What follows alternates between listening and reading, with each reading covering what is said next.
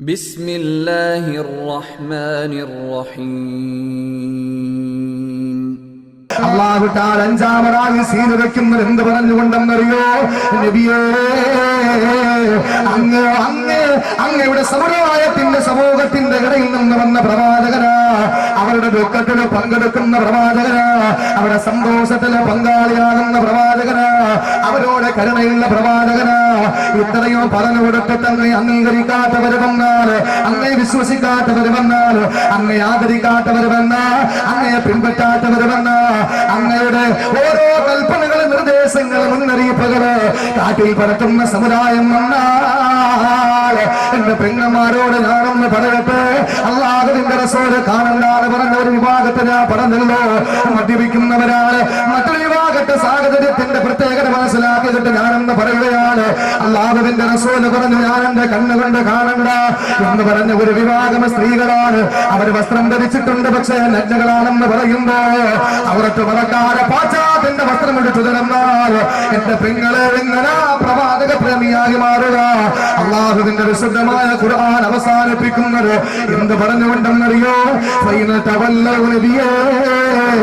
ഇത്രയോ പഠിച്ചിട്ടും അവർ അംഗീകരിച്ചില്ലെങ്കിൽ, ഇത്രയും പറഞ്ഞിട്ട് അവർക്ക് മനസ്സിലാകില്ലെങ്കിൽ അങ്ങ് പറയുക,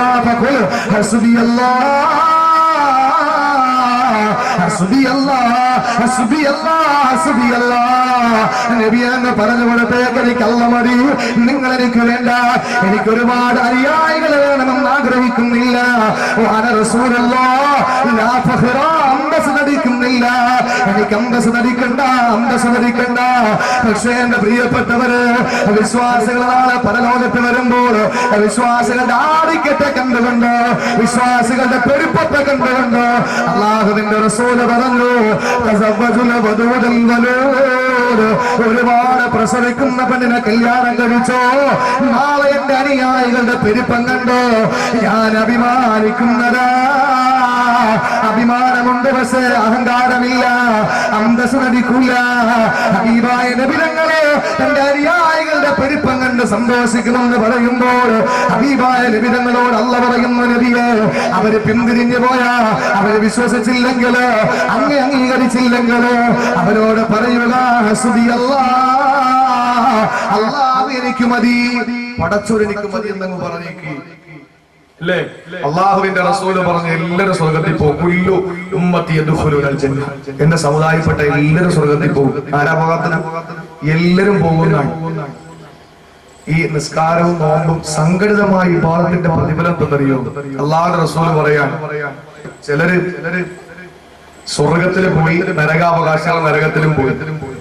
അക്കൂട്ടത്തില് സ്വർഗാവകാശികൾ അള്ളാഹിനോട് ചോദിക്കുമ്പോ തന്നെ, പിന്നെ അള്ളാഹ് എപ്പോഴും കാണാമല്ലോ, അള്ളാഹിനോട് ചോദിക്കുമ്പോ അത്രേ, അള്ളാഹുവേ, ഇന്ന ആളുകളെ കണ്ടില്ലല്ലോ, ഞങ്ങൾ ഒരുമിച്ചാണ് നിസ്കരിക്കാൻ പോയിരുന്നത് പള്ളിയിൽ, ഞങ്ങൾ ഒരുമിച്ചാ ഹജ്ജിന് പോയത്, ഞങ്ങൾ ഒരുമിച്ചാണ് ഉളുഹിയയിൽ പങ്കാളികളായത്, ഞങ്ങൾ ഒരുമിച്ചാണ് ഇബാദത്തെടുത്ത് തറാവീഹ് നിസ്കരിച്ചത്, അവരെ കാണാനില്ലല്ലോ എന്ന് പറയുമ്പോൾ അല്ലാഹു തആല അവരോട് പറയുമത്രേ, അവര് ഏതോ ഒരു തെറ്റിന്റെ പേരിൽ നരകശിക്ഷ അനുഭവിക്കാൻ.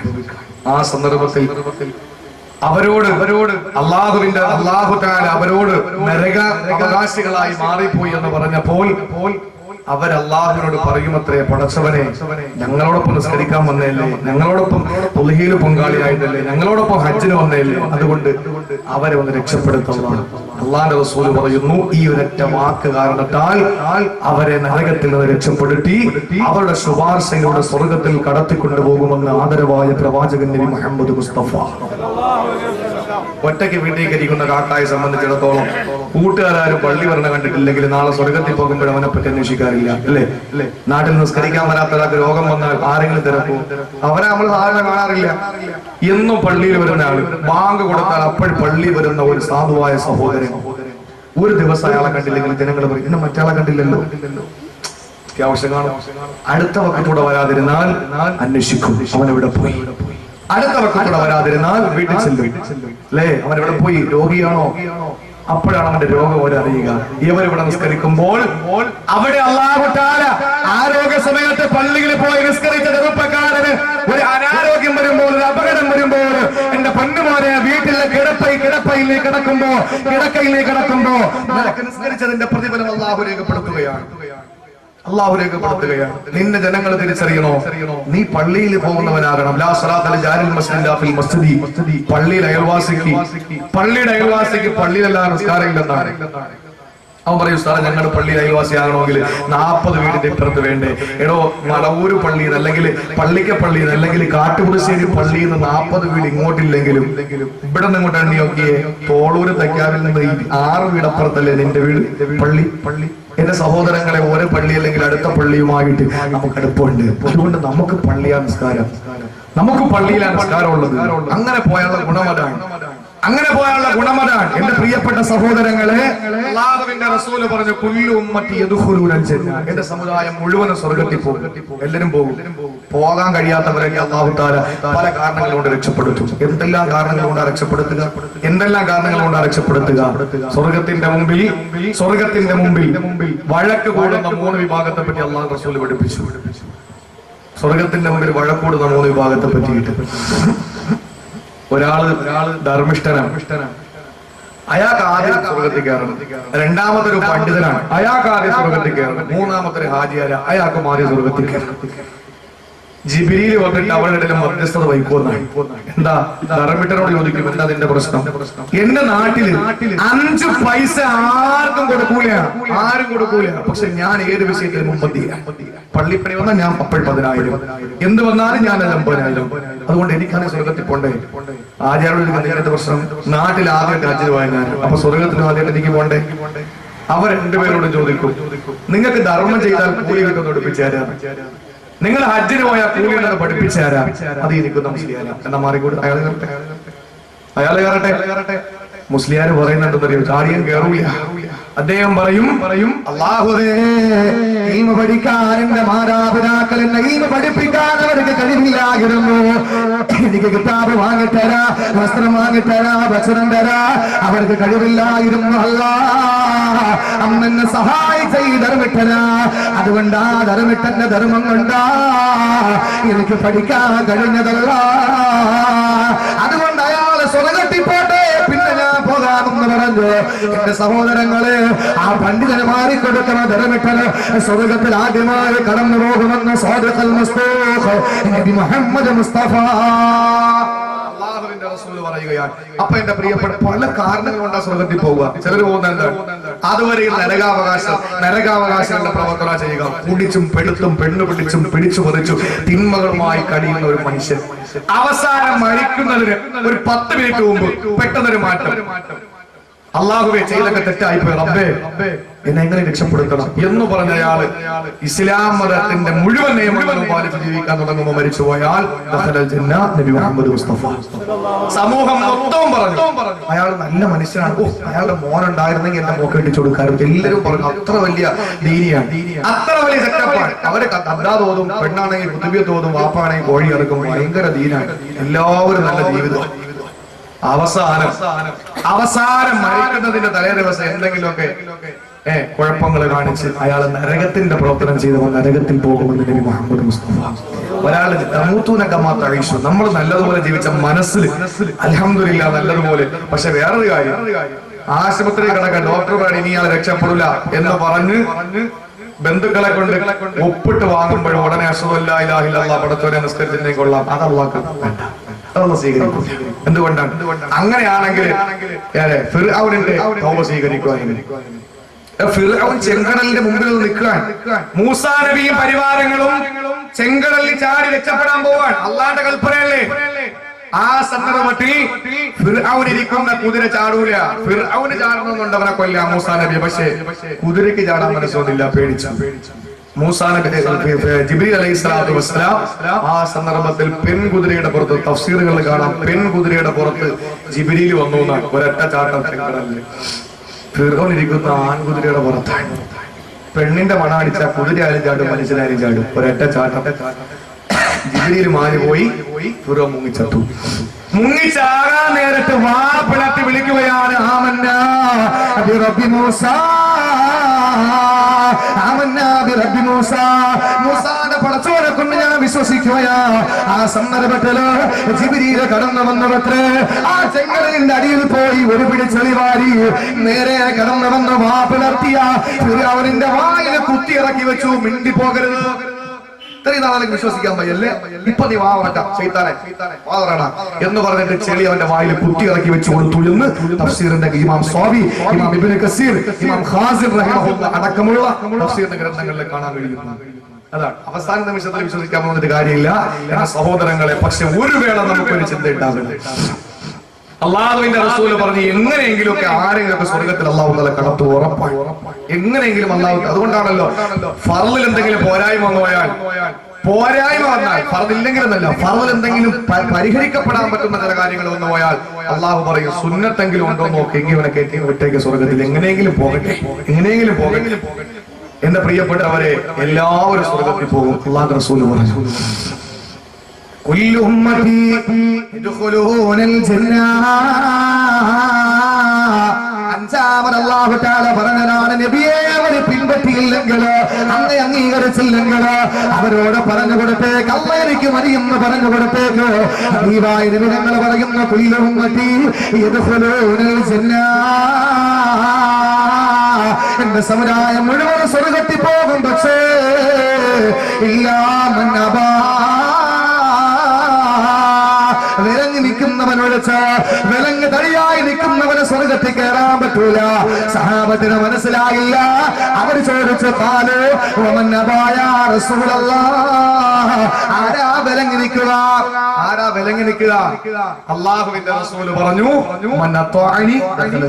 ആരെന്നെ വഴിപ്പോ സ്വർഗത്തിൽ പോകും. ആരെന്നെ അനുസരിക്കുന്നില്ലയോ അവനാണ് വിലങ്ങി നിൽക്കുന്നവൻ. അള്ളാന്റെ കൽപ്പനകൾ വരുമ്പോ, റസൂലുള്ളാഹിന്റെ കൽപ്പന വരുമ്പോ അനുസരിക്കാൻ നമുക്ക് കഴിയില്ലെങ്കിൽ, എത്ര മധുരമുള്ളതാണെങ്കിലും ഒഴിവാക്കാൻ നമ്മൾ ഒഴിവാക്കണം, എത്ര കൈപ്പുള്ളതാണെങ്കിലും ചെയ്യാൻ നമ്മൾ പ്രവർത്തിക്കണം. അപ്പോഴാ പ്രവാചകന്റെ അനുയായിയായി മാറുക. ഇല്ലേ എന്റെ സഹോദരങ്ങളെ, ഒരു 6 മാസങ്ങൾക്ക് മുമ്പ് നിങ്ങൾ നോക്കും, പള്ളികൾ നിറഞ്ഞു തന്നു. എന്താ കാരണം? മഴയില്ല, എല്ലാവരും പള്ളിയിലാണ്.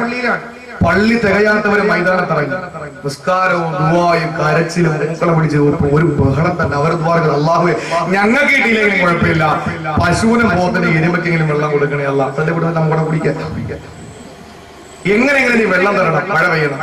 ദുആ കൊടു ദുആ. ആരുടെയോ കണ്ണീര് കണ്ടുകൊണ്ട് അല്ലാഹു തആല മഴ അങ്ങ് കൊടുത്തു.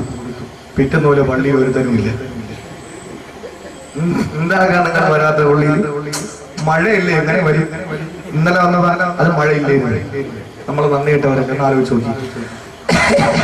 നമുക്ക് അല്ലാഹു തആല ഇങ്ങോട്ട് തന്നോണ്ടിരുന്ന നമ്മൾ അങ്ങോട്ട് കൊടുത്തോണ്ടിരിക്കും. അതാ നമ്മുടെ ജോലി. എന്റെ സഹോദരങ്ങളെ, നമ്മളൊന്ന് ആലോചിച്ച് നോക്കുക. അല്ലാഹു തആല എന്തെങ്കിലും നമുക്ക് ദുഃഖങ്ങൾ വരുമ്പോഴാണ്, നമുക്ക് ദുഃഖം തരുമ്പോഴാണ് അല്ലാഹു തആല നമ്മൾ അള്ളാഹിനെ പറ്റി ഓർക്കുക. സന്തോഷം തരുമ്പോൾ അള്ളാഹിനെ പറ്റി നമ്മൾ ഓർക്കാറില്ല. സന്തോഷം തരുമ്പോൾ നമ്മൾ അള്ളാഹിനെ അങ്ങ് മറക്കുക. പിന്നെ നമ്മളായി നമ്മുടെ സുഖമായി അങ്ങനെ അങ്ങ് പോവുക. ദുഃഖം തരുമ്പോഴോ, ദുഃഖം തരുമ്പോൾ അള്ളാഹിനെ ഓർക്കാറുണ്ട്. പക്ഷേ സന്തോഷത്തിലും ഓർക്കണം എന്റെ സഹോദരങ്ങള്. ചിലരുണ്ട് പക്ഷേ സന്തോഷത്തിൽ അള്ളാഹിനെ ഓർക്കാറുണ്ട്, ദുഃഖത്തിൽ ഓർക്കില്ല. പടച്ചോന് ആപത്ത് കൊടുക്കുമ്പോ ഇത് അള്ളാഹു എന്നോട് എന്തോ വെറുപ്പുള്ളതിന്റെ പേരിൽ തന്നതാണ് പറയുന്നത്. അങ്ങനെയാണ് എന്റെ പ്രിയപ്പെട്ട സഹോദരങ്ങളെ. അതുകൊണ്ട് ഒരിക്കലും അള്ളാഹുവിന്റെ റസൂലിന്റെ കൽപ്പനയിൽ നിന്ന് നമ്മൾ ഒരിക്കലും മാറാൻ പാടില്ല. ഇന്ന് നമ്മൾ പറയുമല്ലോ പ്രവാചക പ്രേമം, പ്രവാചക സ്നേഹം. സ്നേഹം മാത്രം പോരാ. സ്നേഹം കൊണ്ട് സ്വർഗ്ഗത്തിൽ പോകാൻ പറ്റുമോ? ഇല്ല. സ്നേഹം കൊണ്ട് സ്വർഗ്ഗത്തിൽ പോകാൻ പറ്റൂല. അങ്ങനെയാണെങ്കിൽ ആര് പോകണം?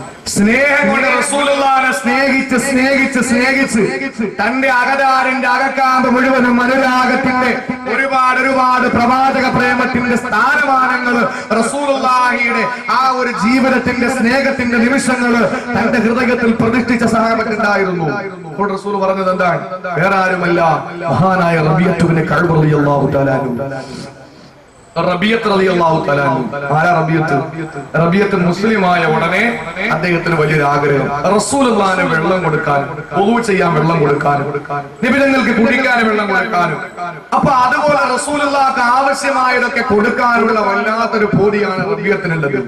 ആ റബീഅ അല്ലാഹുവിന്റെ റസൂലിന് വെള്ളം കൊടുക്കാൻ, ഒന്നുവിന്റെ വെള്ളം കൊടുക്കാൻ, കുടിക്കാനുള്ള വെള്ളം കൊടുക്കാൻ, റസൂലുള്ളാഹിനെ കുളിക്കാൻ വെള്ളം ഒന്ന് ചൂടാക്കാൻ, ഭക്ഷണം ഒന്ന് കൊടുക്കാൻ, കൊടുക്കാൻ ഹബീബായ നബി തങ്ങളുടെ നിഴല് പോലെ നടന്നിരുന്ന സഹാബിയല്ലേ റബീഅത്ത് ഇബ്നു കഅബ് റളിയല്ലാഹു തആല അൻഹു.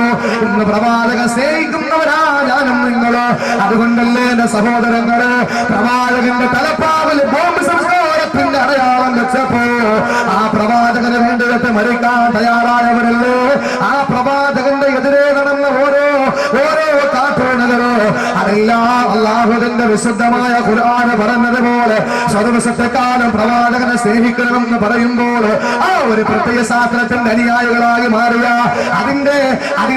അതിന്റെ ഒരുപാട് നിമിഷങ്ങളില് റസൂലുള്ളാഹിനെ ആക്ഷേപിച്ചപ്പോ ഈ ആക്ഷേപങ്ങൾ വന്നാൽ റസൂലുള്ളാഹിനെതിരെയുള്ള ആക്ഷേപങ്ങള് സ്വന്തം ഉമ്മയേക്കാൾ പ്രവാചകനെ സ്നേഹിക്കുന്ന വിശ്വാസിക്ക് താങ്ങാൻ കഴിയാതെ സ്നേഹിക്കുന്ന പ്രിയപ്പെട്ട പ്രവാചകനെ ആക്ഷേപിക്കുന്നവരുടെ മുമ്പിൽ അല്ലാഹുവിന്റെ റസൂലിന് വേണ്ടി ശരീരം കൊടുക്കാൻ തയ്യാറാകുമ്പോൾ എന്റെ പ്രിയമുള്ള സഹോദരങ്ങള് റബീഅത്ത് ഇബ്നു കഅബ് റളിയല്ലാഹു തആല അൻഹു എങ്ങനെയാണെന്നറിയോ? റസൂലുള്ളാഹിന്റെ ഖാദിമാണ്, വേലക്കാരനാ. നബി തങ്ങൾക്ക് വെള്ളം കൊടുക്ക, റസൂലുള്ളാഹിന് എല്ലാ കാര്യങ്ങളും നിറവേറ്റി കൊടുക്ക. മഹാനായ റബീഅത്ത് ഇബ്നു കഅബ് റളിയല്ലാഹു അൻഹു തയ്യാറായി. ആ സന്ദർഭത്തിൽ ഇശാ നമസ്കാരം കഴിഞ്ഞ് റബീഅത്ത് പോകും, സ്വന്തം വീട്ടിൽ പോകും. അല്ലാഹുവിന്റെ റസൂൽ മദീന പള്ളിയിൽ നിന്ന് തൊട്ടടുത്തുള്ള ആയിഷാന്റെ വീട്ടിൽ വരും. ഇതൊക്കെ പഠിക്കേണ്ട സഹോദരങ്ങള്. അതിന് നമ്മൾ അവിടെ പോണം. ഭാര്യയുമായിട്ടൊന്ന് മൈസൂർ പോയിട്ട് വരുമ്പോ 1 ലക്ഷം രൂപ തീരാണ്. ഭാര്യയും മക്കളുമായിട്ട് കറങ്ങാൻ വേണ്ടിയിട്ട് വീഗാലാൻഡിൽ പോയി ഒരു കുപ്പായും പെണ്ണുമ്പളൊക്കെ എടുത്ത് അത് വിട്ടുകൊണ്ട് നേരെ നാട്ടുകാരോടൊപ്പം ചാടുക വെള്ളത്തിൽ. പിന്നെ തിരിച്ച് വന്നെങ്കിൽ വന്നില്ലെങ്കിൽ ഇല്ല. മറ്റേ യഥാർത്ഥ കടലിൽ പോയാൽ തിരിച്ചു വരും. പക്ഷെ ഈ കടലിൽ പോയാൽ അവരെ കൊണ്ടുപോകും. എന്റെ പ്രിയപ്പെട്ടവരെ, നമ്മൾ പോയി കറങ്ങി വരുന്ന 1 ലക്ഷം രൂപ അത്രയൊന്നും വേണ്ട. ഒരു 50,000 രൂപ കൊടുത്താൽ വിശുദ്ധമായ ഹറമിലെത്താം. നമുക്ക് മദീനയിലെത്താം. നമ്മൾ പോയി കാണണ്ടേ അതൊക്കെ.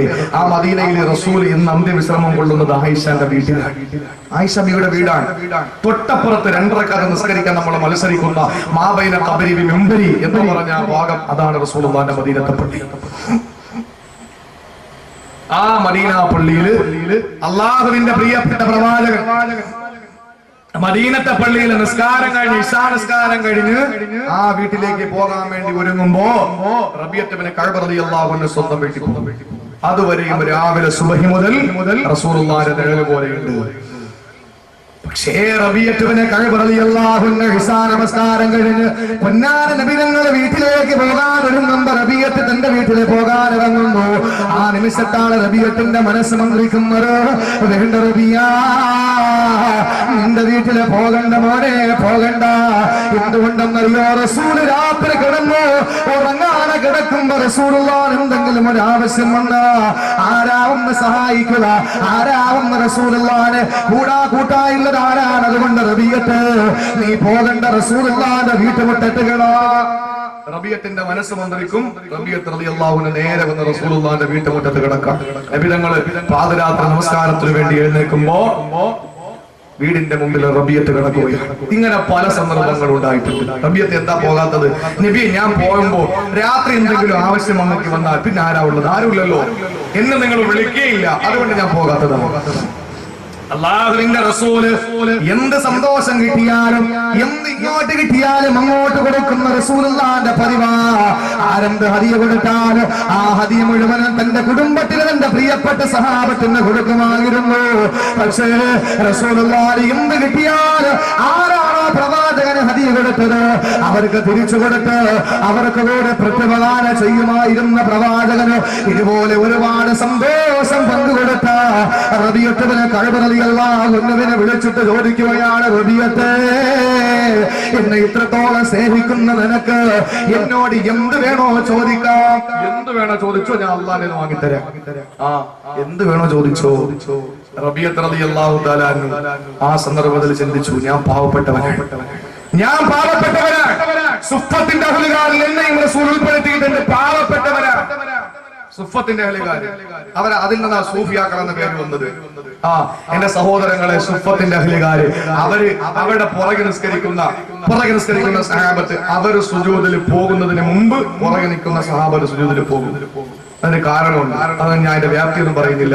അത് ഇന്നത്തെ കാലത്ത് അങ്ങനെ ചെയ്യാറുണ്ട്. ചില യുവാക്കൾ മുമ്പിൽ നിസ്കരിച്ചാൽ അവർ സുജൂദിൽ പോകുന്നതിന് മുമ്പ് പുറകെ നിൽക്കുന്നവര് പോകണം, ഇല്ലെങ്കിൽ നിസ്കാരം മൊത്തം പോകും. കാരണം എത്ര പേരുടെ എലാസ്റ്റിക് പോലും വെളിയിൽ വരുന്ന രീതിയിലാണ് ഇപ്പോഴത്തെ പാൻറ് ഇടുന്നത്. അങ്ങനെയാ ചെറുപ്പക്കാരുടെ മോഡൽ. സഹാബത്തിന്റെ കാലത്ത് അങ്ങനെയല്ല, വേറൊരു അവസ്ഥയില്ല. അത് പറയാൻ നമുക്ക് ഈ ഒരു സാഹചര്യം മാറ്റിവെക്കാം. എന്റെ പ്രിയപ്പെട്ട സഹോദരങ്ങളെ, അല്ലാഹുവിന്റെ റസൂലിന്റെ സഹാബത്തിൽ സുഫത്തിന്റെ അഹ്ലുകാർ എന്നൊരു വിഭാഗം, പാവപ്പെട്ടവര് സദഖയുടെ എന്തെങ്കിലും ഓഹരി കിട്ടിയാൽ അത് അവർക്ക് വേണ്ടി കൊടുത്തുവിടുവായിരുന്നു. പാവപ്പെട്ടവര് റബിയത്ത് ചിന്തിച്ച് എനിക്ക് ഒന്നുമില്ലല്ലോ, അതുകൊണ്ട് റസൂലുള്ളാഹിനോട് കുറച്ച് സമ്പത്ത് ചോദിക്കാം. എന്ത് ചോദിക്കാൻ പറഞ്ഞല്ലോ? ആ സന്ദർഭത്തിൽ റബിയത്തിന്റെ മനസ്സ് മന്ത്രിച്ച്, വേണ്ട റബിയ, ദുനിയാവ് പോകും മോനെ, ദുനിയാവ് പോകും മോനെ.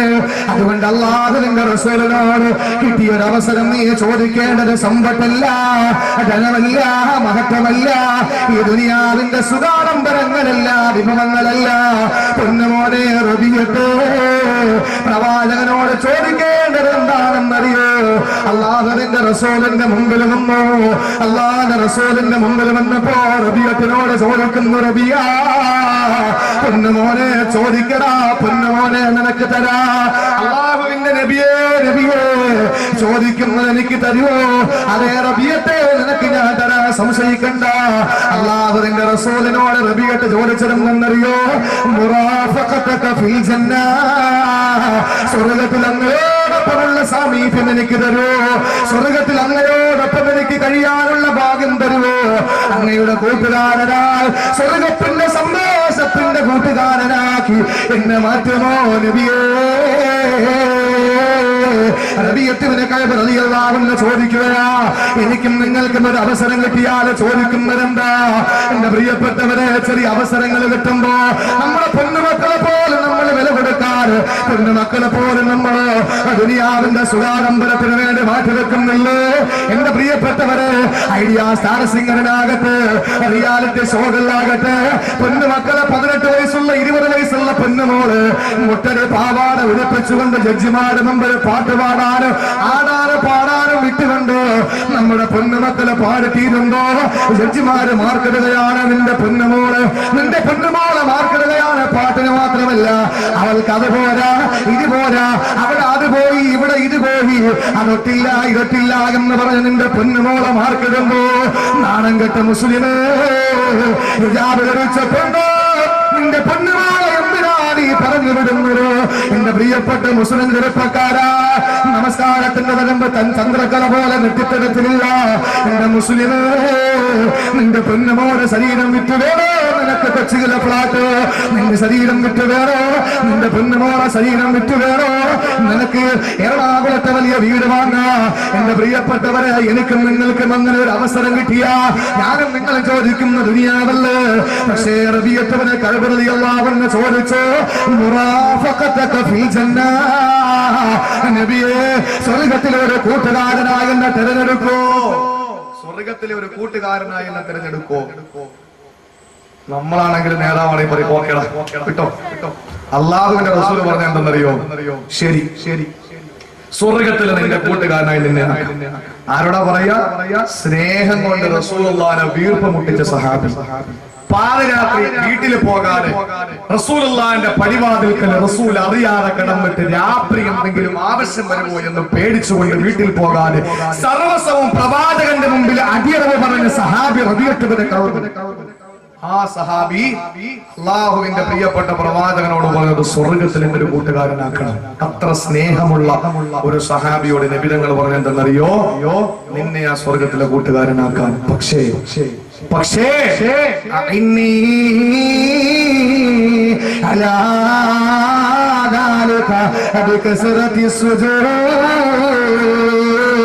പൊന്നോനെ, നിന്നെ ഞാൻ സ്വർഗ്ഗത്തിലെ കൂട്ടുകാരനാക്കാം. പക്ഷേ നിസ്കരിച്ചുകൊണ്ട് എന്നെ സഹായിക്കോടാ.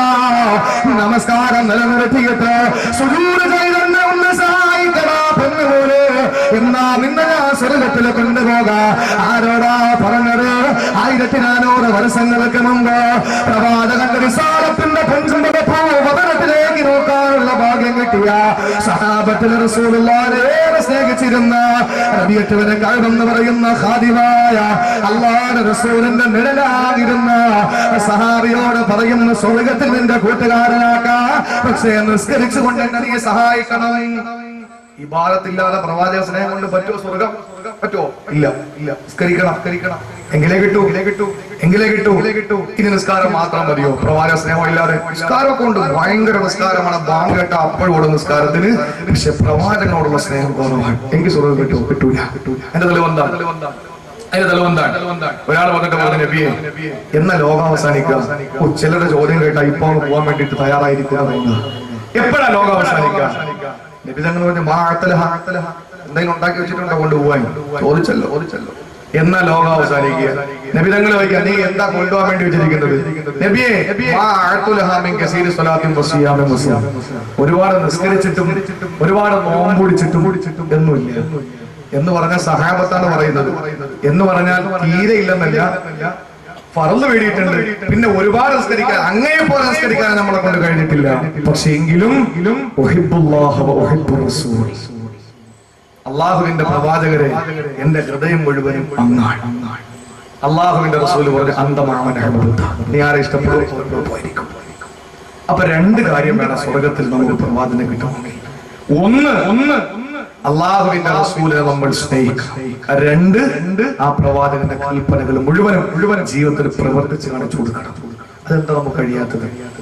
ചെറുതുപോലും നമുക്ക് കഴിയില്ലല്ലോ. ചെറുതുപോലും ഒന്ന് ദാടി വെച്ച് കാണിച്ചു കൊടുക്കാം. എന്റെ പ്രിയ സുന്നത്തല്ലേ, നമ്മൾ അത് സുന്നത്തോടാവുള്ളൂ അവിടെ ചെയ്യണ്ടേ? എന്റെ പ്രിയപ്പെട്ടവർ സുന്നത്താണ്, അത് കാണിച്ചു കൊടുക്കാം. അത് സുന്നത്ത് കാണിച്ചു കൊടുത്താൽ എന്റെ പ്രിയപ്പെട്ട സഹോദരങ്ങളെ, ജീവിതത്തിൽ നമ്മൾ പ്രവാചക പ്രേമികളാണ്, പ്രവാചകന്റെ അനുയായികളാണെന്ന് മറ്റുള്ളവരെ മനസ്സിലാകുന്ന രീതിയിൽ നമ്മൾ ആ ഒരു ഇസ്സത്തോടെ നമ്മൾ ജീവിക്കണം. മുടിയൊന്ന് വെളുത്തു പോയാൽ അത് കറുപ്പിക്കാൻ വേണ്ടി നടക്കരുത്. എന്റെ പ്രിയപ്പെട്ട സഹോദരങ്ങളെ, നമുക്ക് അള്ളാഹുവിന്റെ പ്രവാചകന്റെ അനുയായിയാണ് എന്ന് നമുക്ക് പറയാൻ അഭിമാനത്തോടെ പറയാൻ നമുക്ക് കഴിയണം. അള്ളാഹു ആ കൂട്ടത്തിൽ നമ്മളെ ഉൾപ്പെടുത്തി അനുഗ്രഹിക്കുമാറാകട്ടെ. നേരത്തെ ഞാൻ പറഞ്ഞു, റസൂലുള്ളാഹി നമ്മളെ കാണാൻ ഇഷ്ടപ്പെടുകയാണ്. നമുക്കും വേണ്ടേ പ്രവാചകനെ കാണാൻ ആഗ്രഹം? അങ്ങനെ ആഗ്രഹിച്ചവരുന്നാരാ? റസൂലുള്ളാഹിന്റെ വേലക്കാരൻ, ജോലിക്കാരൻ. ഈ ജോലിക്കാരൻ വേലക്കാരൻ എന്ന് പറഞ്ഞാൽ സഹാബത്താണ്, കൂടെ നിൽക്കുന്നേ ഉള്ളൂ. നമ്മുടെ വേലക്കാരൻ എന്ന് പറഞ്ഞാൽ നമുക്ക് പെട്ടെന്ന് ഉറക്കുന്ന പാലിറക്കാൻ പറഞ്ഞ അണ്ണാച്ചിയാണ്. നമുക്കതാ ഓർമ്മ വരിക അല്ലേ? എന്തിനും നമ്മൾ കണ്ടുപിടിക്കുന്നു അങ്ങനെയാണ്. അല്ലാഹുവിന്റെ റസൂലിന്റെ പ്രിയപ്പെട്ട ജോലിക്കാരൻ, വേലക്കാരനായ സൗബാൻ റളിയല്ലാഹു തആല അൻഹു അടിമയാണ് റസൂലുള്ളാഹിന്റെ അടിമയാ. സൗബാൻ റളിയല്ലാഹു തആല അൻഹു ഒരു ദിവസം റസൂലുള്ളാഹിന്റെ മുമ്പിൽ വരികയാ. പ്രവാചകന്റെ മുമ്പിൽ വന്നപ്പോ സൗബാന്റെ മുഖത്തേക്ക് റസൂൽ നോക്കി. വല്ലാതെ വിസാരം തലം കെട്ടി നിൽക്കുന്ന മുഖമാ, വല്ലാതെ ദുഃഖിതനാണ്, പ്രയാസപ്പെട്ട് വരികയാ. കണ്ണ് വല്ലാതെ കുഴിഞ്ഞുപോയി, കവല കുഴിഞ്ഞുപോയി. എന്തുകൊണ്ടാ? ഒരു വിരഹത്തിന്റെ വേദന, ഒരു വല്ലാത്ത ടെൻഷന്റെ നൊമ്പരത്തിന്റെ വേദനയുടെ പ്രയാസത്തിന്റെ അടയാളം മുഖത്ത് കണ്ടപ്പോ അള്ളാന്റെ പ്രിയപ്പെട്ട പ്രവാചകൻ ചോദിക്കുന്നു, സൗബാൻ എന്തു പറ്റി മോനെ? സൗബാൻ റളിയല്ലാഹു തആല പറയുകയാണ്, അല്ലാഹുവിന്റെ പ്രവാചകനോ, ഒരു വേള അങ്ങ് യുദ്ധത്തിന് പോയി മടങ്ങി വരാൻ വൈകിയാൽ അങ്ങയെ കാണാതിരിക്കാൻ എന്നെ കൊണ്ട് കഴിയൂല, അങ്ങയെ മാറി നിൽക്കാൻ എന്നെ കൊണ്ട് കഴിയൂല. ആ സന്ദർഭത്തിൽ ഉടനെ നിങ്ങൾ വരുന്നു, കാണുന്നു, സന്തോഷിക്കുന്നു. ആ സന്ദർഭത്തിൽ ഞാൻ ആഖിറത്തെ ഒന്ന് ഓർത്തു നബിയെ, ആഖിറത്തെ പറ്റി ഒന്ന് ഓർത്തുപോയി നബിയെ, ഞാൻ പരലോകത്തെ പറ്റി ഒന്ന് ഓർത്തുപോയി നബിയെ. ആ സന്ദർഭത്തിൽ ഞാൻ ചിന്തിച്ചത് എന്തെന്നറിയോ? ഞാൻ സ്വർഗത്തിൽ വന്നാൽ, ഞാൻ സ്വർഗത്തിൽ വന്ന അങ്ങയുടെ സ്ഥാനത്തെക്കാൾ എത്രയോ താഴെയാണ് എന്റെ സ്ഥാനം. അങ്ങ് റഫീഖുൽ അഅ്ലയാണ്, അങ്ങ് ഏറ്റവും വലിയ മർത്തബയിലാണ്. ഞാനോ ഈ പാവപ്പെട്ട സൗബാനോ ഏറ്റവും അടിത്തട്ടിലായിരിക്കും നബിയെ. അങ്ങയെ കാണാൻ പറ്റിയില്ലെങ്കിലോ അല്ലാഹുവിന്റെ റസൂലേ സഹിക്കാൻ കഴിയുന്നില്ല. ഇനി അതല്ല നരകത്തിലാണ് ഞാൻ പോകുന്നതെങ്കില് കാലാകാലം എനിക്ക് അങ്ങയെ കാണാൻ കഴിയൂലല്ലോ. റസൂലുള്ളാഹിന്റെ മുഖാബിലേക്ക് നോക്കിയിരിക്കുന്ന സഹാബത്തിന് ആ പുണ്യപ്രമാണ പിരിയാൻ കഴിയും കഴിയുന്നില്ല, ആ പുണ്യ പൂമാല മാറി നിൽക്കാൻ കഴിയുന്നില്ല. സൗബാൻ റളിയല്ലാഹു തആല അൻഹു ഈ സംശയം ഉന്നയിച്ചപ്പോ റസൂലുള്ളാഹിന്റെ നെറ്റിത്തടം വിയർക്കുകയാണ്, ഹബീബായ നബി തങ്ങളുടെ നെറ്റിത്തടം വിയർക്കുകയാണ്. ഒരു മണിനാനം പോലെ സിൽസിലത്തിൽ അല്ലാഹുവിന്റെ റസൂല് ഹബീബായ നബി തങ്ങൾക്ക് വഹീന്റെ സന്ദേശം വരികയാണ്. റസൂലുള്ളാഹിന്റെ വഹീന്റെ സന്ദേശം വരികയാണ്. നെറ്റിത്തടം വിയർക്കുകയാണ്. റസൂലുള്ളാഹിന്റെ മുമ്പിൽ ജിബ്രീൽ വന്ന് പറഞ്ഞു കൊടുത്തു, നബിയേ നിങ്ങളുടെ സൗബാനോട് പറഞ്ഞു കൊടുത്തേക്ക്, നാളെ നരകത്തിലാണെങ്കിൽ കാണാൻ കഴിയൂല, സ്വർഗത്തിലാണെങ്കിൽ താഴെ മരട്ടവയിലാണ്, അങ്ങ് ഉയരത്തിലുള്ള മരട്ടവയിലാണ് എന്ന് പരിഭവിച്ചു പോയാ, എന്ന് വിശ്രമിച്ചു പോയാ, എന്ന് ആശങ്ക അറിയിച്ച, എന്ന് വേവലാതി പറഞ്ഞ, ആവലാതി പറഞ്ഞ അങ്ങയുടെ സൗബാൻ എന്ന അടിമയോടങ്ങ് പറഞ്ഞു കൊടുക്കും, നബിയേ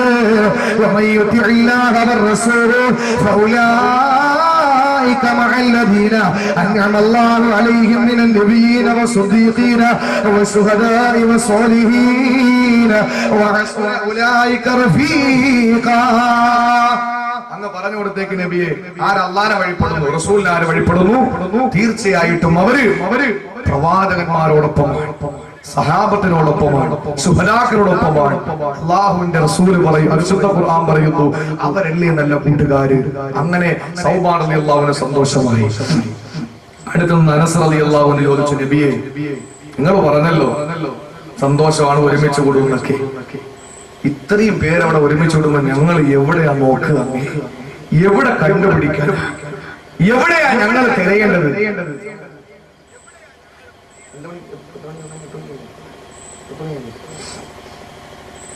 എവിടെയാ ഞങ്ങൾ തിരയേണ്ടത്?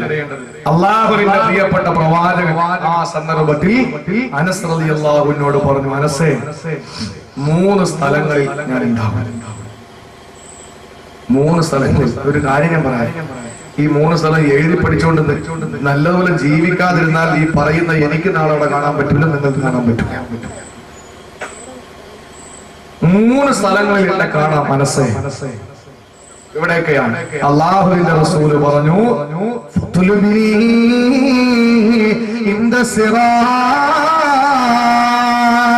സിറാത്ത് പാലത്തിന്റെ ചാടത്തെന്നെ കാണാ മനസ്സേ, സിറാത്ത് പാലത്തിന്റെ ഭാഗത്ത് ഞാൻ ഉണ്ടാകും മനസ്സേ.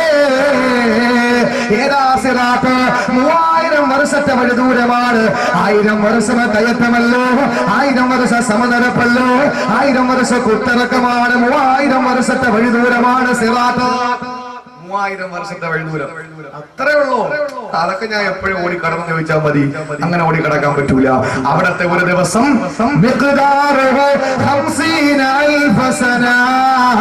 അവിടത്തെ ഒരു ദിവസം ഇവിടത്തെ 50,000 വർഷമാണെന്ന് വിശുദ്ധ ഖുർആൻ. അവിടത്തെ ഒരു ദിവസം ഇവിടത്തെ 50,000 വർഷം. അപ്പൊ ആലോചിച്ച് നോക്കിയേ, 3000 വർഷം നടക്കണം, 1000 വർഷം കയറ്റം, 1000 വർഷം ദഖായിഖുൽ അഖ്ബാറിൽ നമുക്ക് കാണാൻ കഴിയും. 1000 വർഷം സമനിരപ്പ്, 1000 വർഷം കുത്തറക്കം. അവിടത്തെ ഒരു ദിവസം ഇവിടുത്തെ 50,000 വർഷം. ആലോചിച്ച് നോക്കിയേ എന്റെ പ്രിയപ്പെട്ടവരെ, അതിന്റെ ചാരത്ത് ആ പാലത്തിന്റെ അങ്ങേയറ്റം വിശുദ്ധമായ സ്വർഗം. പാലം തുടങ്ങുന്നത് മഹിസ്റയിൽ, പാലത്തിന്റെ അടിയിലോ കത്തിക്കാളുന്ന നരകം. ഇതൊക്കെ ഇപ്പൊ നമ്മൾ കേൾക്കുമ്പോൾ നമുക്ക് അതൊക്കെ വലിയ ആരുടെയും കൂടെ ഒന്ന് പോവാം. വളവില് പോലീസ് ഇരിക്കുന്ന ഞാൻ പാണ്ടിൽ ഒരു ഇടവരെ സൈഡിൽ പറ്റി നമ്മൾ പോകുന്നത് ആ ബൈക്ക് ഓടിച്ച്. പോലീസ് കാണില്ല, പിന്നെ അതിൽ മലകൾ കാണാൻ പോവാം. പാപ്പാ ഫിത്ർ സക്കാത്തിന്റെ അരി കൊടുത്തില്ലെങ്കിൽ നിങ്ങളെ അമലുകൾ അല്ലാഹു തആല ഉയർത്തൂല. നോമ്പും ദിക്റും തറാവീഹും സ്വതക്കയും അഅ്മാലുകളൊക്കെ അല്ലാഹു സ്വീകരിക്കണമെങ്കിൽ 2.5 കിലോ അരി കൂടെ കൊടുക്കണം പെരുന്നാളിന്റെ. ഇല്ലെങ്കിൽ അള്ളാഹു ഉയർത്തും, അള്ളാഹു സ്വീകരിക്കൂല. മുകളിലോട്ട് കയറി പോയാലല്ലേ ഇത് സ്വീകരിക്കൂ. പട്ടം കറങ്ങും പോലെ കിടന്ന് ഇങ്ങനെ കറങ്ങും ബാക്കിയുള്ള അമലുകൾ. അങ്ങോട്ട് പോകണമെങ്കിൽ 2.5 കിലോ അരി കൂടെ കൊടുക്കണം. ഒരു ഉപ്പാപ്പ പറഞ്ഞു, ഉസ്താദേ കൊറേ കറങ്ങും, പിന്നെ തളരുമ്പോ തനിയാൻ കയറി പറ്റുള്ളൂ. അങ്ങനെ കയറി പോകില്ല. ഈ 3000 വർഷം യാത്ര ചെയ്യേണ്ടത്, 3000 വർഷം യാത്ര ചെയ്യുമ്പോൾ 7 സ്ഥലത്ത് വിചാരണയില്ല. ഹിസാബ് തീർന്നില്ല.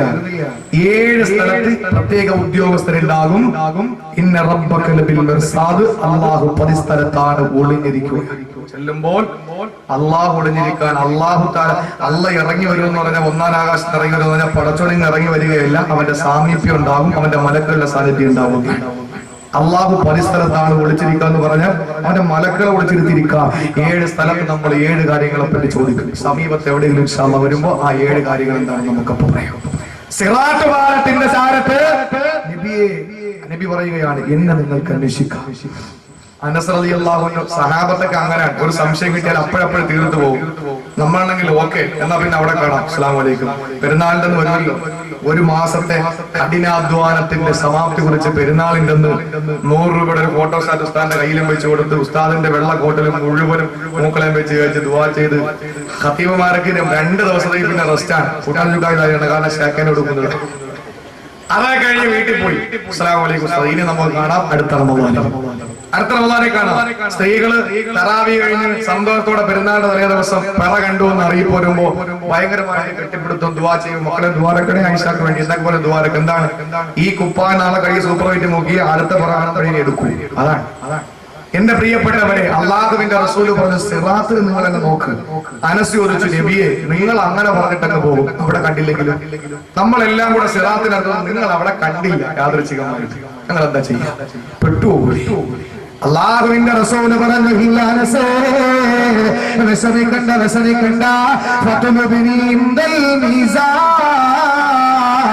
മീസാൻ എന്ന തുലാസ് എന്ന് നോക്ക്. മീസാൻ എന്ന തുലാസ് തുലാസില്ലേ, നീ ചെയ്തു പോയ സൽക്കർമ്മങ്ങള്, നീ ചെയ്തു പോയ ദുഷ്കർമ്മങ്ങള് തൂക്കുന്നവര് തുലാസുണ്ട് മോളെ. നീ ചെയ്ത നമസ്കാരമുണ്ടല്ലോ, നീ പിടിച്ച നോമ്പുണ്ടല്ലോ, നീ കൊടുത്ത സദഖകളുണ്ടല്ലോ, നീ ഇരട്ടി ചരിട്ടാരങ്ങളുണ്ടല്ലോ, ഇതെല്ലാം കുറച്ച് തൂക്കുന്നവര് തുലാസുണ്ട്. അക്കൂട്ടത്തില് നീ കണ്ട സീരിയലുകളോ, നീ പറഞ്ഞ ദീപത്തുകളോ, നീ ചെയ്ത എല്ലാ തിന്മകളും തൂക്കുന്നവര് തുലാസുണ്ട്. അതിന്റെ പേരല്ലയോ മീസാൻ. അല്ലാഹുവിന്റെ റസൂല് പറയുന്നു, അനസേ വിഷമിക്കണ്ട, സിറാത്തിൽ എന്നെ കണ്ടില്ലെങ്കില് വേദനിക്കണ്ട, ഞാൻ തൊട്ടപ്പുറത്ത് മീസാനിൽ ഉണ്ടാകും, മീസാന്റെ ഭാഗത്ത് ഉണ്ടാകും. നബിയെ വിഷമിക്കരുത്, ദേഷ്യപ്പെടരുത്. ഒന്നുകൂടെ ചോദിച്ചോട്ടെ, നീ ഞങ്ങളെല്ലാം അവിടെ എത്തിയപ്പോ അവിടെ ഇല്ലെങ്കിലോ? അള്ളാഹുവിന്റെ റസൂല് പറഞ്ഞു, അനസ് ഫതുലുബിനി ഇൻദൽ ഹൗലി. മൂന്നാമത് നിങ്ങൾ നോക്കേണ്ടത് ഹൗലുൽ കൗസർ എന്ന് പറയുന്ന 1 മാസത്തെ വഴിദൂരമുള്ള നമ്മുടെ തോളൂര് തക്കാവിന്റെ ഹൗലല്ലായി പറയുന്നത്.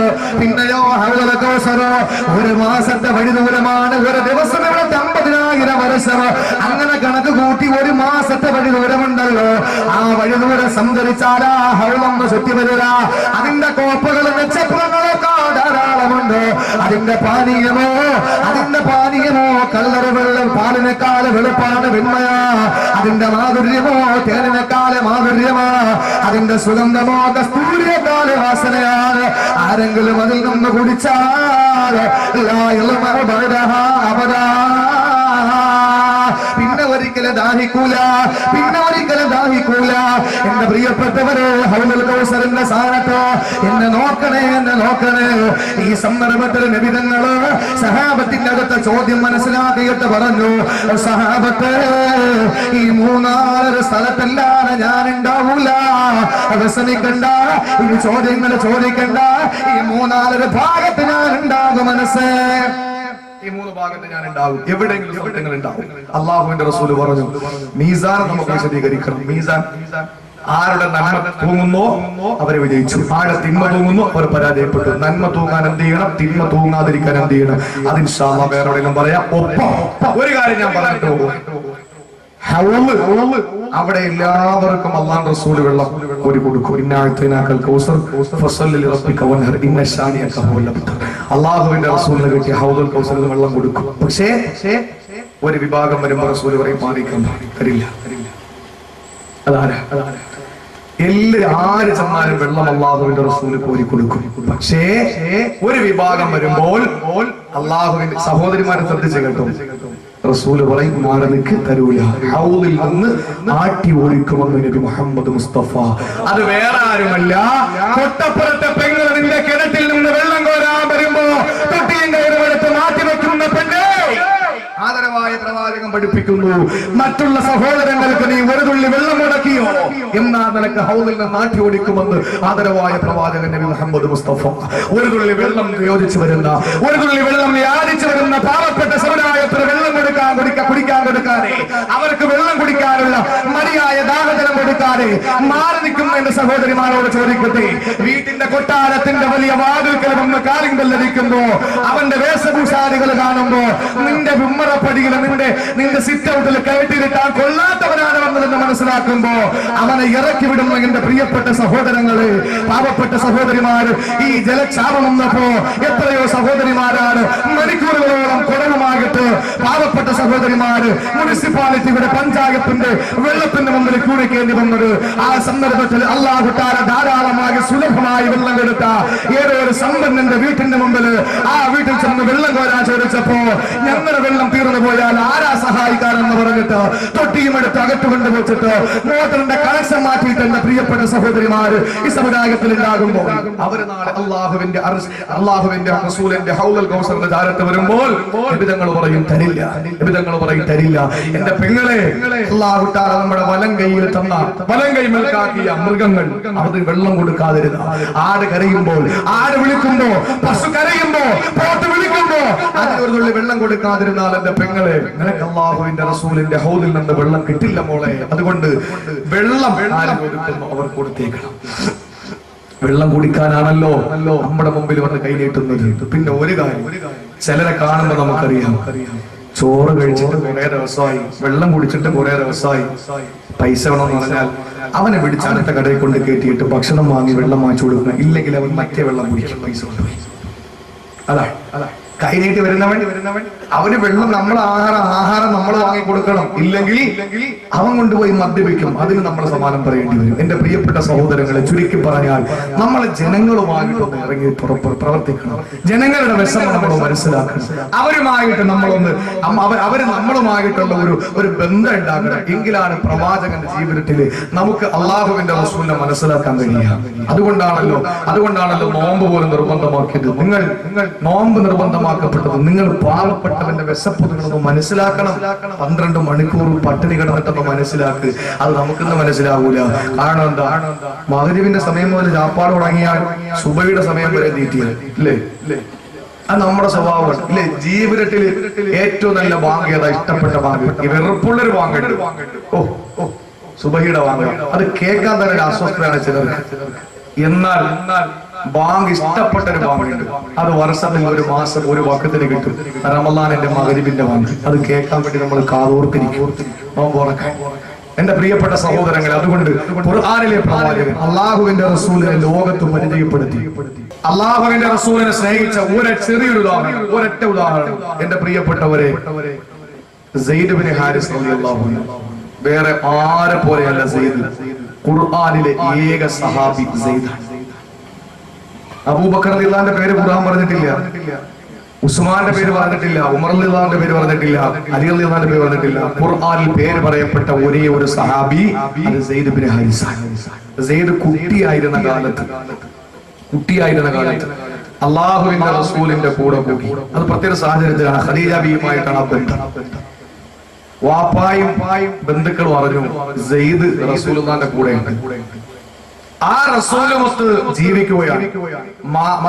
മകൻ നഷ്ടപ്പെട്ട വേദനയിൽ മാതാപിതാക്കൾ കഴിയാണ്. ആ സന്ദർഭത്തിൽ വാപ്പായും കൊച്ചാപ്പായും അമ്മാച്ചന്മാരും എല്ലാവരും കൂടി റസൂലുള്ളാഹിന്റെ മുമ്പിൽ വന്നിട്ട് പറഞ്ഞു, മുഹമ്മദേ, ഞങ്ങളുടെ സെയ്ദിനെ വിട്ടുതരണം.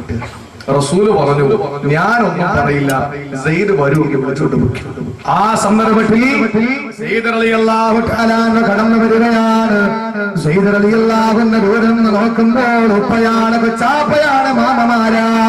റസൂലുള്ളാഹിന്റെ കയ്യിൽ നിന്ന് നടത്തിയെടുക്കാനുള്ള കൊടിയോട് അല്ലാഹുവിന്റെ റസൂലിന്റെ മുമ്പിൽ നിന്ന് പിടിച്ചു വാങ്ങിക്കൊണ്ട് പോകാൻ ഇലാ ഹബീബായ നബി തങ്ങളുടെ ചാരത്ത് വന്നിരിക്കുകയാണ്.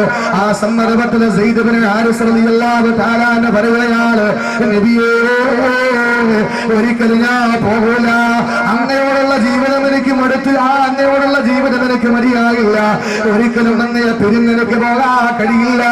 ഒരിക്കലും എന്റെ ഉപ്പ വേണ്ട, ഉമ്മ വേണ്ട, അങ്ങയോടുള്ള ജീവിതമാണ് എനിക്ക് വേണമെന്ന് പറഞ്ഞ റസൂലുള്ളാഹിന്റെ മുമ്പിൽ സയ്യിദ് ഇബ്നു ഹാരിസ് റളിയല്ലാഹു അൻഹു പൊട്ടി പൊട്ടി കരയുകയാണ്. പോകില്ല നബിയേ, പോകില്ല നബിയേ, അന്തവന്നന അമ്മബു മാറൈനാ ഫീഹിമാ മിസ്ല ഹുസ്നിക ഖത്തുയാ സയ്യിദി ഖൈറൻ നബിയാ സയ്യിദി ഖൈറൻ നബി. അല്ലാഹുവിന്റെ പ്രവാചകരെ, അങ്ങന്റെ ഉമ്മയാണോ ഉപ്പയാണോ? മാറൈനാ ഫീഹിമാ, എന്റെ ഉപ്പായിൽ നിന്നും ഉമ്മായിൽ നിന്നും എനിക്ക് കിട്ടിയിട്ടില്ല. മിസ്ല ഹുസ്നിക, അങ്ങ് തരുന്ന സ്നേഹം, അങ്ങ് തരുന്ന കാരുണ്യം ഒരിക്കലും എനിക്ക് എന്റെ ഉപ്പായിൽ നിന്ന് കിട്ടിയിട്ടില്ല. അള്ളാഹുവിന്റെ റസൂലിന്റെ മുമ്പിൽ നിന്ന് പോകാൻ മടി കാണിച്ച സെയ്ദ് വാപ്പ വിളിച്ചപ്പോഴാ പോകാൻ മടി കാണിച്ചത്. ഖുർആനിൽ പേര് പരാമർശിക്കപ്പെട്ടു. അത് അങ്ങനെ ദീനിനെ സഹായിച്ചാൽ എല്ലാവരും നമ്മളെ സ്മരിക്കും. ദീനിനെ സഹായിച്ചാൽ എല്ലാവരും നമ്മളെ സ്മരിക്കും. കഅബാലയിൽ കയറി മൂത്രമൊഴിച്ച ഒരാൾ എല്ലാവരും ഓടിച്ച് അടിക്കാൻ തുടങ്ങി. അയാൾ പറഞ്ഞു, അടിച്ചോ കുഴപ്പമൊന്നുമില്ല, ഞാൻ കാണിച്ചത് തെറ്റാണ്. കഅബയിൽ കയറി മൂത്രമൊഴിച്ചു. പക്ഷേ ചോദിക്കണേ എന്തിനാ മൂത്രമൊഴിച്ചു? എന്നിട്ട് അടിച്ചോളാം. എന്താ നീ മൂത്രമൊഴിച്ചത്? എടാ, ലോകത്ത് അറിയപ്പെടണമെങ്കിൽ ഒന്നുകിൽ നല്ലതില്ല, അതെന്നെ കൊണ്ട് പറ്റില്ല, ഇല്ലെങ്കിൽ ഏറ്റവും വലിയ കറാപുറപ്പാണ്. അപ്പൊ ഞാൻ കാണിച്ചു ലോകത്ത് അറിയപ്പെടാൻ വേണ്ടിയിട്ട്. ചിലരൊക്കെ പറയുമല്ലോ, എന്നെ അങ്ങനെ തൊട്ടു ഇങ്ങനെ തൊട്ടു. സ്വാലിഹത്തായ സ്ത്രീകൾ ഒരാരും കണ്ടിട്ടുമില്ല, തൊട്ടിട്ടുമില്ല, അവരാരും കേട്ടിട്ടുമില്ല അവരെ പറ്റി. എന്റെ പ്രിയപ്പെട്ടവരെ, ലോകത്ത് അറിയപ്പെടാൻ വേണ്ടിയിട്ട് ഓരോന്ന് കാണിക്കുന്നില്ല. ലോകത്ത് അറിയപ്പെടാൻ വേണ്ടിയിട്ട് അല്ലാഹുവിന്റെ ദീനിനെ സഹായിച്ചാൽ ഇൻഷാ അല്ലാഹ് ലോകം മുഴുവനും അവരെ സ്മരിക്കും. അതല്ലേ അർഖം റളിയല്ലാഹു അൻഹു സഫയിൽ നിന്ന് മർവയിലേക്ക് പോകുമ്പോൾ നമുക്കറിയാം, വലതുഭാഗത്ത് ഒരു വാതിലുണ്ട്. അത് അർഖമിന്റെ വീടാണ്. അവിടെ നിന്ന് ദീനിന്റെ പരസ്യമായിട്ടുള്ള പ്രബോധനം ആരംഭിക്കാൻ. അവിടെ നിന്നാണ് കഅബാലയത്തിന്റെ 4 ഭാഗത്തെ കടല കുറച്ചുകൊണ്ടിരുന്ന മക്കാക്കാരുടെ മുമ്പിൽ ഉമർ ഇബ്നുൽ ഖത്താബ് റളിയല്ലാഹു അൻഹു പരസ്യമായിട്ട് മാർച്ച് തുടങ്ങിയത് അർഖമിന്റെ വീട്ടിൽ നിന്നാണ്. ഈ അർഖം റളിയല്ലാഹുവിന്റെ വീട്ടിൽ നമ്മൾ ഏത് പള്ളിയിൽ നിസ്കരിച്ചാലും കിട്ടുന്നതിനേക്കാൾ 1,00,000 ഇരട്ടി പ്രതിഫലം അർഖമിന്റെ വീട്ടിൽ നിസ്കരിച്ചാൽ കിട്ടും. കാരണം അർഖം റളിയല്ലാഹുവിന്റെ വീട് ഹറമായി ഇസ്ലാമിനെ സഹായിച്ചപ്പോൾ. ബാബു സലാമി എന്ന് പുറത്തിറങ്ങുമ്പോൾ റസൂല് ജനിച്ച വീടാണെന്ന് പറഞ്ഞ് ഇന്നിപ്പോ ഒരു മക്തബയാക്കി മാറ്റിയിട്ടുള്ള ഒരു വീടുണ്ട്. അതിന്റെ തൊട്ടപ്പുറത്ത് ഡിജിറ്റൽ മോഡലിൽ എഴുതപ്പെട്ട ഒരു ബാത്റൂം ഉണ്ട്. ആ ബാത്റൂം ആരുണ്ടെന്നറിയോ? അത് അബൂജഹലിന്റെ വീടാണ്. അബൂജഹൽ ഇസ്ലാമിനെ പരിഹസിച്ചു, ദീനിനെ കളിയാക്കി, അള്ളാഹുവിന്റെ റസൂലിനെ ആക്ഷേപിച്ചു. അവന്റെ വീട് കക്കൂസാക്കി, ദീനിനെ സഹായിച്ച അവന്റെ വീട് അല്ലാഹു ഹറമാക്കി. ഇത് ഞാൻ കഴിഞ്ഞ വെള്ളിയാഴ്ച പള്ളിയിൽ പറഞ്ഞപ്പോൾ ഒരാൾ ഒരു വയസ്സം വന്നിട്ട് പറഞ്ഞു, ഉസ്താദേ ഞാൻ 6 തവണ ഹജ്ജിന് പോയി, എനിക്ക് മൂത്രത്തിന്റെ അസുഖങ്ങളുള്ളതാണ്, പക്ഷേ ഓർത്തില്ല ഉസ്താദേ, എനിക്ക് അവന്റെ വീട്ടിലാണ് പഠിക്കുന്നതെന്നും പറഞ്ഞ് ഓർത്ത് മൂത്രം ഒഴിക്കുന്നത് പറ്റില്ല. അടുത്ത വർഷത്തേക്ക് ഞാൻ കൊടുത്തിരിക്കാൻ, എനിക്ക് മൂത്രം ഒഴിക്കാനെങ്കിലും ഒരു കാര്യം അടുത്ത് അത്ര ഭാഷ. ലോകം അവസാനിക്കുന്ന സമയം വരെയും വിശ്വാസികൾ അതേ ഓർമ്മയോടെ മൂത്രമൊഴിച്ച അബൂജഹലിന്റെ വീട് നാട്ടിക്കുമ്പോ തൊട്ടപ്പുറത്ത് അർഖം റളിയല്ലാഹുവിന്റെ വീട് ഹറമാണ്. ആദരവോടെ തൽബിയത്തിന്റെ മന്ത്രോച്ചാരണത്തോടെ മറുവയിലേക്ക് ഓടുന്ന മുസ്ലിമേ, നീ അർഖം റളിയല്ലാഹുവിന്റെ വീട്ടിന്റെ മുമ്പിലാണ് നിൽക്കുക. അത് അല്ലാഹു തആല എത്ര ഉയർത്തി. നമ്മൾ നല്ലത് കാണിച്ചു കൊടുക്കുക. ആര് നല്ലത് കാണിക്കുക സ്വർഗത്തിലാണ്. എല്ലാവരും അവനെ സ്മരിക്കും. ആര് തെറ്റ് ചെയ്യോ അവൻ വിലങ്ങനിക്കും, അവന് സ്വർഗത്തിൽ പോകാൻ പറ്റൂല. ലോകം മുഴുവനും അവനെ മോശമായ രീതിയിൽ ചിത്രീകരിക്കും. നമ്മൾ മരിച്ചു പോയാൽ നമുക്ക് വേണ്ടിയിട്ട് കരയാൻ ആകാശഭൂമികൾ വേണം. നമുക്ക് വേണ്ടി കരയാൻ നമുക്ക് ആകാശഭൂമികൾ ഉണ്ടാകണം. നിസ്കാരപ്പായ കരയണം, മുസല്ല കരയണം, തസ്ബീഹുമാല കരയണം, ഖുർആൻ കരയണം. ചിലര് മരിച്ചാലും ആകാശഭൂമികളെ കരയൂല. നമ്മൾ മരിച്ചാൽ കരയുന്ന ഒരേ ഒരു കൂട്ടരെ കാണൂ, നമ്മൾ കടം കൊടുക്കാനുള്ളവർ മാത്രം. പോയില്ലേ, ഇനി ആരാ കരയുക? ഷാജാൻ മന്നാനെയൊക്കെ ഒരുപാട് കാര്യം. എന്റെ സഹോദരങ്ങളെ, ചിലര് കരയും. നമുക്ക് കടം കൊടുക്കാനുള്ളവരൊക്കെ കരയും, അല്ലാത്തവരെ നമുക്ക് വേണ്ടി കരയൂല. പോരാ, നമ്മുടെ ഭാര്യ കരയണ്ട. ഭാര്യ കരയുന്നത് എനിക്ക് ഇനി ആരെന്ന് ചോദിച്ചിട്ടാണ്. എന്റെ മാപ്പിള പോയി, ഇനി എന്നെ ആര് കെട്ടി 2ാം കെട്ടുകാരി ആയി പോയില്ലെന്ന് പറഞ്ഞാൽ അവള് കരയുന്നത്. നമുക്ക് വേണ്ടി കരയേണ്ടത് ആരാ? ആകാശഭൂമികളാ കരയേണ്ടത്, ആകാശഭൂമികളാ കരയേണ്ടത്. ആർക്ക് കരഞ്ഞതുപോലെ സഅദ് മുആദിന് കരഞ്ഞതുപോലെ ആകാശം കരയണം, ഭൂമി കരയണം, മനസ്സ് കരയണം, കുർസ് കരയണം, കരയണം, കലമ കരയണം, ആകാശഭൂമികളെ ഏങ്ങി കരയണം. അല്ലാഹുവിന്റെ വിശുദ്ധ ഖുർആൻ നമ്മെ ഓർത്തുകൊണ്ട് പൊട്ടി പൊട്ടി കരയണം. എന്റെ പെങ്ങള്, ഇന്നലെ വരെ എന്നെ നിവർത്തി വെച്ചു ഖദീജ മരണപ്പെട്ടു. മരണപ്പെട്ടു പോയി. എന്നെ നിവർത്തി വെച്ച് ഓടിയ ഫാത്തിമ മരണപ്പെട്ടു പോയി. അല്ലാഹുവേ, എന്നെ ഒരു ദിവസം പോലെ കരയിൽ വെക്കാത്തവളാ മരിച്ചുപോയി എന്ന് പറഞ്ഞ ഖുർആൻ നമ്മോട്ട് കരയണം പെണ്ണ്. അതല്ലാതെ നമ്മളിന്ന് മരിച്ചുപോയ മംഗളമല്ലേ കരയുന്നത്, മനോരമയല്ലേ, വലുതല്ലേ, ഞാനല്ലേ കരയുന്നത് മോളെ. നീ മരിച്ചുപോയ നിനക്ക് വേണ്ടി കരയാ ഖുർആൻ വേണം മോളെ. ആ ഖുർആൻ നിനക്ക് വേണ്ടി കരയണം. അതുപോലെ വിശുദ്ധമായ നമസ്കാര കുപ്പായം നിനക്ക് വേണ്ടി കരയണം. ആ രീതിയിൽ നമ്മളായി മാറണം. എങ്കിലേ പ്രവാചക പ്രേമികളായി നമ്മൾ മാറൂ. അള്ളാഹു കൂട്ടത്തിൽ നമ്മൾ ഉൾപ്പെടുത്തി അനുഗ്രഹിക്കുമാറാകട്ടെ. പടച്ചവനെ, കാരുണ്യവനായ അള്ളാഹുവേ, ഞങ്ങളെ ചൊല്ലി സ്വലവാത്ത് സലാമുകളെ സ്വീകരിക്കണേ അല്ലാഹ്. അല്ലാഹുവേ, പടച്ചവനെ, മദീന മുനവറയിലെ പച്ചക്കുപ്പയുടെ ചുവട്ടിൽ അന്ത്യവിശ്രമം കൊള്ളുന്ന ഞങ്ങളുടെ പ്രിയപ്പെട്ട നേതാവിന്റെ സമക്ഷത്തിൽ യാ അല്ലാഹ് ഈ പാതിരാത്രി തന്നെ എത്തിച്ചു കൊടുക്കണേ അല്ലാഹ്. അല്ലാഹുവേ, ഇവിടെ ഒരുമിച്ചുകൂടി ഞങ്ങൾ ഓരോരുത്തരുടെയും